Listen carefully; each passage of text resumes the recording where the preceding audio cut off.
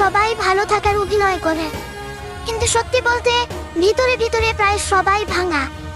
কেউ ফ্যামিলি প্রেসারে চুপ হয়ে গেছে, কেউ প্রিয় মানুষ হারিয়ে বদলে গেছে, কেউ হাজার মানুষের মাঝে থেকেও একাকিত্বে ডুবে আছে। আবার কেউ প্রতিদিন হাসে শুধু মানুষকে বুঝতে না দেওয়ার জন্য যে সে ভালো নেই। এই জেনারেশনের সবচেয়ে বড় সমস্যা জানো, এখানে মানুষ অনুভূতি লুকাতে শিখে গেছে। কারণ নিজের কষ্ট বললেও কেউ বুঝতে চায় না, সবাই শুধু জাজ করতে জানে। যে ছেলেটা রাতে ঘুমায় না, হয়তো সে ভবিষ্যৎ নিয়ে ভয় পায়। যে মেয়েটা হঠাৎ কোয়াইট হয়ে গেছে, হয়তো সে অনেকবার কষ্ট পেয়ে আর কাউকে বিশ্বাস করতে পারে না। আমরা সবাই আসলে একটু শান্তি চাই, একটা সত্যিকারের মানুষ চাই যে বলবে তুমি ক্লান্ত হলে একটু আমার কাছে থাকো। কিন্তু বাস্তবতা হলো এখন মানুষ প্রয়োজন শেষ হলে দূরে সরে যায়।